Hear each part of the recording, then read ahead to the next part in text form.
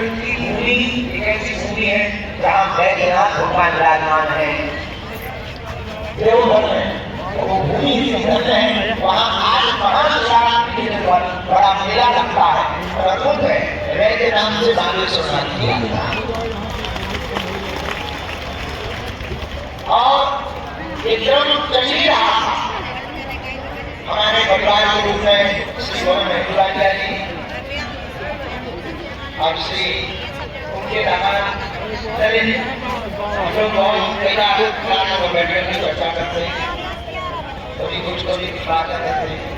एक दिन अचानक एक ऐसा समय आया कि हमारे भैया दुनिया जी का नाता बड़ा जुड़ा, हम सब उस दिन को भूल नहीं पा रहे। हमें जल्दी थी, उन्हें भी जल्दी थी, पर हम बहुत देर तक रहे, धीरे धीरे अपना तो बढ़ा। और उसी बीच में दुखद घटना हुई कि उनके पिताजी ने उन्हें किसान की स्थापना की और लाखों लोगों को रोजगार से जोड़ा। गोलोकवासी श्री शशि रुइया जी, उनका शरीर पूर्ण हुआ तो मन में बड़ा कष्ट हुआ।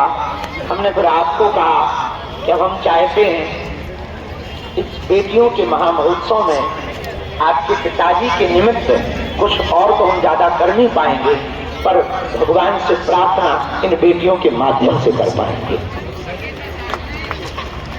और आपका भी फिर आना हुआ, आपका आपके द्वारा दिया हुआ सहयोग बहुत अभूतपूर्व है। आपका भी फिर आज इस सायंकाल में आना हुआ। बात आगे बढ़ती ही गई, क्योंकि कभी कभी हम भी समय मिलता है थोड़ा मोड़ा खेल गए।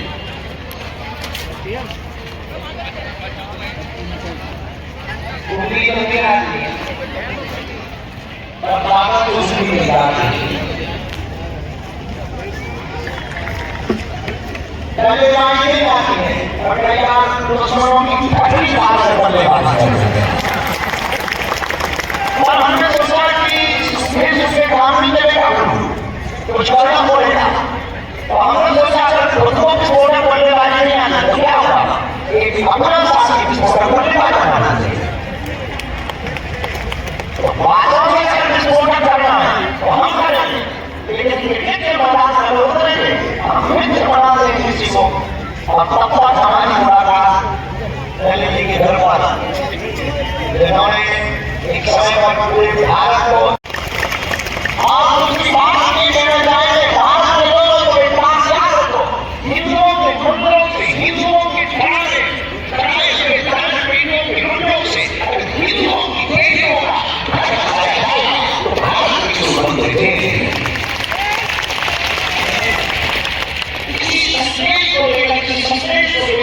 हमने धर्म दिया है, जब तक हमारे संगठन प्राण रहेंगे, जब तक हमारे को सांस रहेगा, तब तक हम दान पेड़ियों में आने वाली जरूरत से और लोगों के द्वारा किए हुए सहयोग के रुपयों से गरीबों की बेटियों का घर बसाया जाएगा।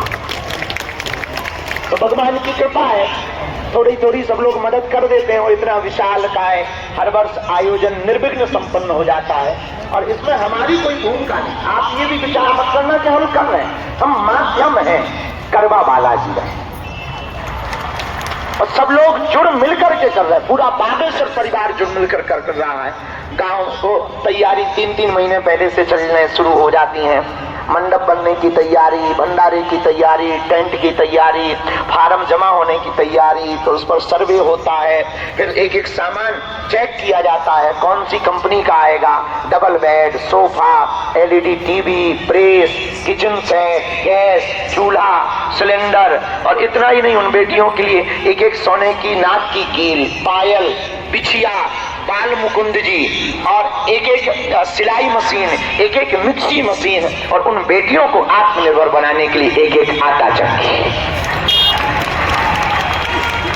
और कानों के टॉप, बर को कपड़े, बेटियों को कपड़े। हम चाहते हैं ये वो बेटियां जब घर जाए ना, अपने ससुराल जावे तो ये ना कहें कि हमारा परिवार साधारण है। ये बेटियां घर जाएं तो बड़े गुमान से जाएं कि हम बागेश्वर बालाजी की बेटियां हैं। आज और ये विचार करके ये घर जावे अपने, जब ससुराल में जावे कि लोगों की शादियों में तो कुछ लोग आते हैं, इन बेटियों के ब्याह में तो आज 5 लाख लोग पहुंचे। सुबह से लेकर सायंकाल तक, कल रात्रि से लेकर अभी तक जो मोबाइल सिग्नल के द्वारा डाटा निकलवाया गया, तो लगभग में कल रात्रि से लेकर अभी तक 5 लाख लोग बेटियों की घराती और बराती बन करके पहुंचे हैं। जहां सामने में भंडारा, भंडारे में भी चमचम, जलेबी, हमने अपने समधी समधन के लिए रसगुल्ला बनवाए,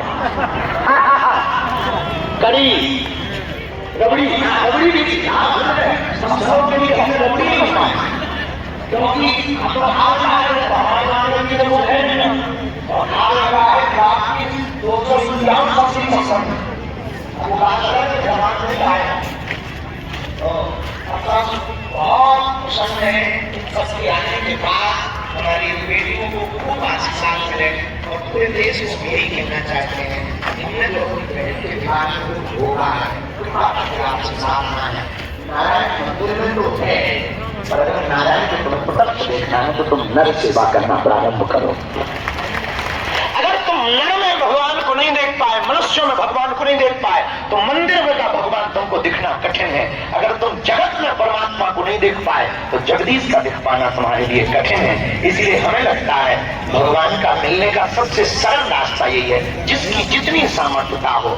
जब राम सेतु बन रहा था तो राम सेतु में सब बड़े बड़े बंदर पत्थर लेकर के जा रहे थे, पर एक गिलहरी एक मुंह में जो है अपने मुंह में छोटा सा रेत का कण भर करके ले जाती और जाकर के दोनों पत्थरों के बीच में डाला और फिर वापस आती। हनुमान जी नाराज हो गए, अरे गिलहरी तू बार बार यहाँ वहां भागती है, कहीं किसी का पैर कट जाएगा, चिपक जाएगी, मर जाएगी, भाग इधर से। गिलहरी दोनों हाथ ऐसे खड़े करके चीची चीची करती हुई खड़ी हो गई। बोले महाराज तुम सेवा कर रहे हैं तो क्या हम नहीं कर सकते? आप भी राम जी की सेवा में लगे तो हम भी तो लगे, हमें भी तो सेवा करने दो। हनुमान जी बोले तू क्या खास सेवा कर रही, शरीर ही नहीं है, कौन सा पत्थर उठाएगी? अरे बोले हम महाराज पत्थर नहीं उठा पाते पर रेत तो उठा लेते हैं। हनुमान जी बोले तो रेत का क्या करेंगे, कहीं रेत से पुल बनता है? तो दोनों हाथ उठा के गिलहरी बताए क्या बोली? बोले तुम पक्के पागल ही ठहरे, है तो शरीर तुम्हारा बहुत बड़ा, पूंछ बहुत लंबी है, पर बुद्धि तुम्हारी बहुत हल्की है। हनुमान जी बोले हमें हल्को बता रहे? गिलहरी बोली बिल्कुल। बोले कैसे?